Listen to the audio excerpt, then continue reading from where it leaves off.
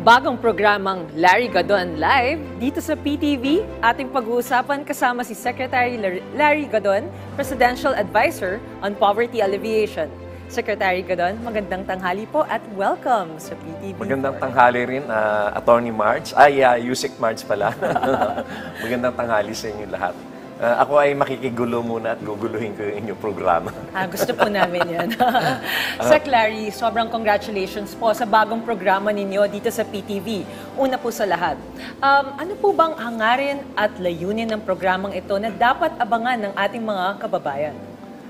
Itong programang ito, ang Larry Gadon Live, ay magtatadakay sa mga ginagawa ng gobyerno, ng ating administrasyon, ang ating mga accomplishments, at ipapaliwanag namin dito ang mga issues at saka mga hot topics, mga trending topics upang mas lalong maunawaan ng ating mga kababayan ang mga kaganapan ngayon.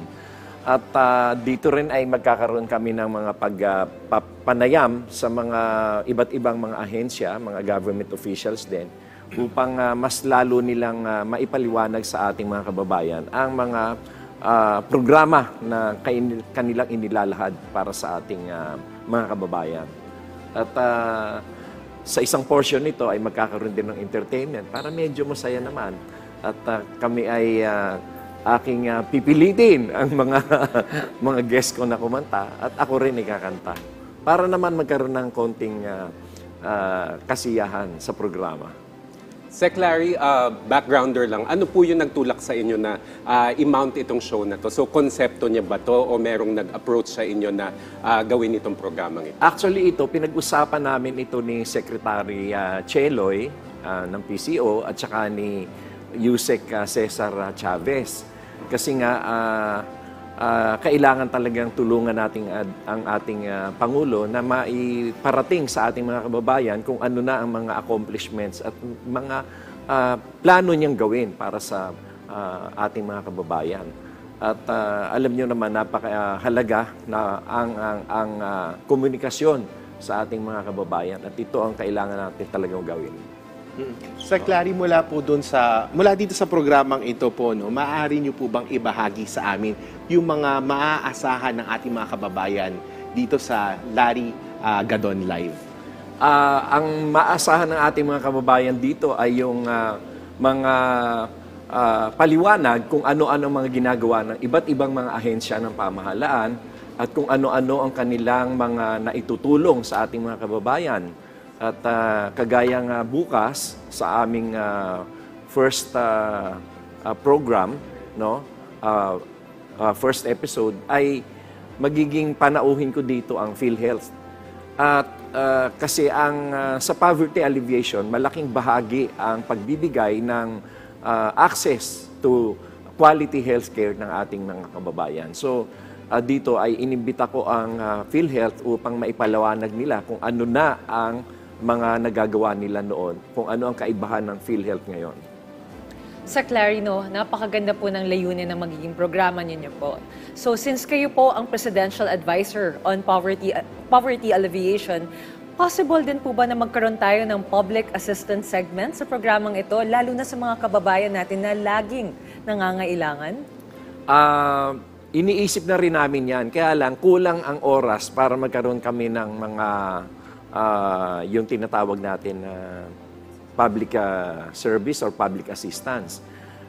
Para dyan ay siguro kailangan maglaan ng mahigit pa isang oras sa programa lang na yan, yung public assistance. Kaya kami naman ay ang naisipan lamang namin ay yung magkaroon lamang ng paglalahad o pagpapaliwanag sa ating mga kababayan yung mga programa ng administrasyon. At upang maunawaan nila at alam din nila kung saan sila hihingi ng tulong at kung ano-ano mga ahensya yung mga tulong na pwede nilang matanggap. So more of information dissemination din po yes, ito, oo, more on Secretary? information dissemination lang ito, public information. So, ulitin lang natin, Sec Larry, so mahalagang impormasyon. Kailan po ang first episode at tuwing kailan po natin mapapanood ang Larry Gadon Live sa PTV? Ang Larry Gadon Live ay mapapanood ninyo tuwing Miyerkules, 11 to 12, At ito ay mag-uumpisa bukas, May 29, and every Wednesdays. Oh, ayun. Secretary Gadon, nandito na rin naman po. No, hingi na rin po sana kami ng update tungkol sa mga poverty alleviation programs ng inyong opisina. Well, actually, ang opisina ko kasi ay more on advisory office. At marami naman sa ngayon ang ginagawa ng ating administrasyon, lalong-lalo na sa Department of Social Welfare, sa DSWD, at marami rin namang mga ahensya, kasi bawat ahensya ay may kanya-kanya rin mga programa ng poverty alleviation. Halimbawa, sa Department of Agriculture, meron din silang programa para sa poverty alleviation, like yung namimigay sila ng mga seedlings at namimigay sila ng mga kagamitan sa ating mga farmers at nag-assist sila ng mga bagong teknolohiya. So yan ay, kung tutuusin mo, while these projects are under the Department of Agriculture, pero yun ay part ng one government approach para dito sa poverty alleviation. Marami tayong mga aspeto na ginagawa for poverty alleviation, kagaya nila sa DOH, yung pag-improve nila ng kanilang mga health services sa ating mga kababayan, that is also part of poverty alleviation. Kasi ang poverty alleviation naman doesn't mean that ayuda lang kundi yung talagang you are going to uplift the lives of the Filipinos. And hindi lang dapat whole of government approach lang, Yes. whole of nation approach lang dapat ito. Oo, tama, Yusek Marge. Sec. Larry, may tanong lamang po mula sa ating kasamahan sa media na si Jean Mangaluz ng Inquirer. Gaano karami na raw po ang natulungan ng inyong tanggapan sa pamamagitan ng inyong mga proyekto at programa? Well, I cannot really claim or grab credit from the President because what we are doing are all under the name of the President. In fact, napakaganda na ng resulta ng poverty alleviation natin kasi from 24.7 na rate ng ating poverty threshold ay nasa na tayo ngayon, 23.4. So at least 1.3% na ang naibawas natin doon sa poverty level, and that would mean 11 million Filipinos. Kasi marami namang nako-cover ng poverty alleviation.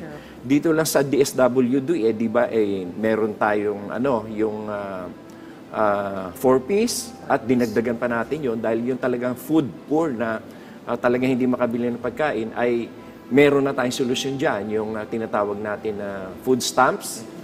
At patuloy rin naman yung tupad at yung government yung government training system na binibigay naman ng DOLE upang ang mga gusto makapagtrabaho in the future ay nabibigyan din nila ng trabaho. And this is sa government, yung mga government offices. Sec, mensahe niyo na lang po at paanyaya sa ating mga kababayan.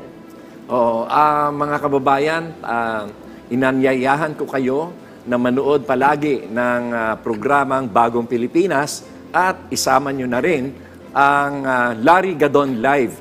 At doon ay malalaman nyo ang mga pangyayari at mga kaganapan sa ating bansa, lalo na yung mga maiinit na issues at mga trending issues, yung mga maiinit na topic. At doon ay maipapaliwanag namin kasama ng aking mga panauhin na magpapaliwanag din kung ano-ano ang mga kaganapan sa ating bansa at ang mga achievements ng Marcos administration at ang mga plano na gagawin sa na ipapatupad ng ating Presidente Bongbong Marcos. Maraming salamat po sa inyong oras, Secretary Larry Gadon, Presidential Advisor on Poverty Alleviation.